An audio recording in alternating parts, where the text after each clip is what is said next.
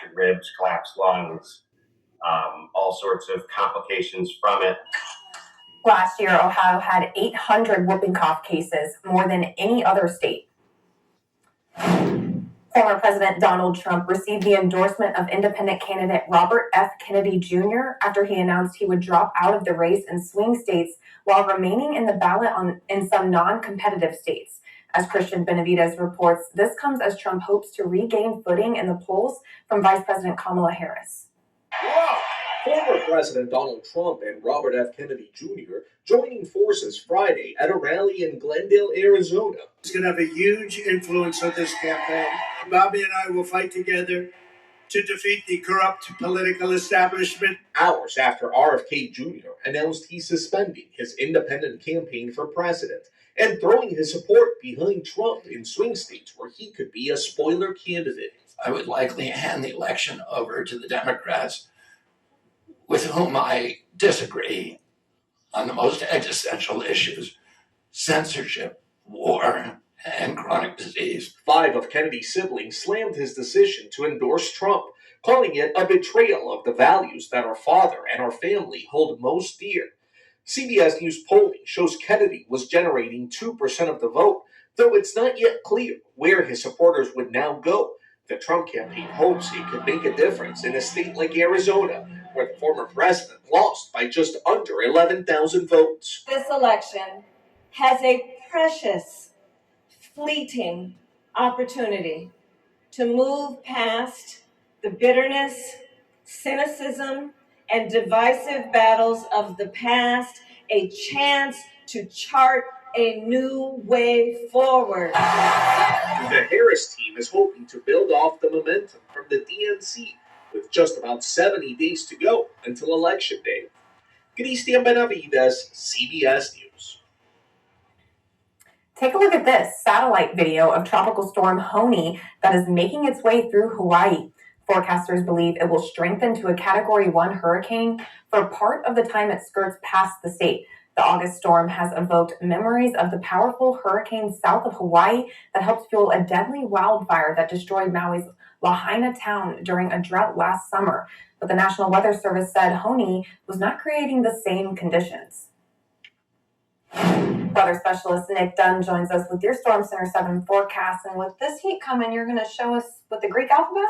Yeah, this is kind of interesting. So the overall pattern we've been in has been very dry, and there's actually a big driving reason behind that. So let's talk about the omega block pattern and exactly how this works. So hopefully you get a chance to learn a bit of educational programming here this evening with you. We have an area of high pressure starting to make its presence felt even more so with these increasing temperatures, but you notice the area of low pressure off to our west and off to our east. It's just not able to impede on our area. And so this is known as the omega block pattern. And essentially it looks like the Greek alphabet letter omega. You got your area of low pressure to the left and to the right there behind me. We've got this core of high pressure stuck right overhead. And this case, the omega block pattern tells us that we are stuck under that high pressure. Sometimes you can be on the opposite end where you're stuck with the areas of low pressure for several days. But for us, we're stuck with that high pressure. So that means several days of 90-degree heat with heat index values potentially as high as 105. We'll talk about what day that may happen in just a few minutes here. But otherwise, limited pop-up rain chances will continue until a front comes in later next week to start to break down this blocking pattern. So that's kind of why we're stuck in this current pattern. You can thank the Greek letter omega. It's 76 degrees right now with mainly clear skies into downtown Dayton. That dew point at 65. A sign the mugginess is back, and that southwest wind, that's going to help us stay warm for the next several days. Live Doppler 7 is staying dry. Springfield, you've dropped to 67. Oxford, you're down to 68. And Troy checking in right now at 69 degrees. Rain chances over the next 7 days. And I do want to caution you, yes, technically there is a chance every single day, but you notice it's 10 to 30%. So no great chances for rain. I certainly would not bank on it. You're going to have to water the gardens. And air conditioners can be on full blast each and every day for the next 7 days as we continue to track some very warm weather. Here's a look at Futurecast. So by tomorrow morning, we start the day dry, but watch what happens into the afternoon.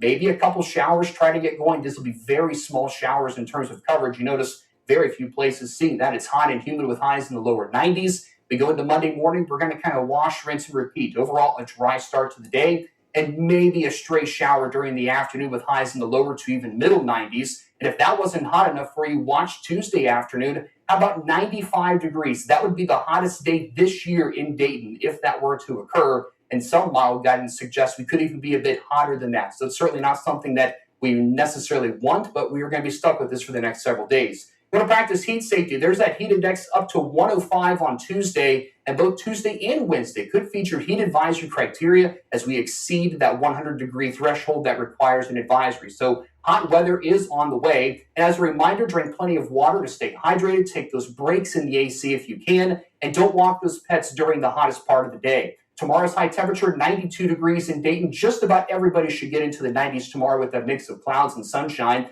And here's my Storm Center 7-day forecast. Not a ton of rain here. A 95 there for the afternoon on Tuesday. We stay in the 90s all the way through Friday. A slightly better chance of a few storms there. And hopefully, Taylor, we're out of the 90s by next Saturday. Highs getting back to more typical levels for this time of year.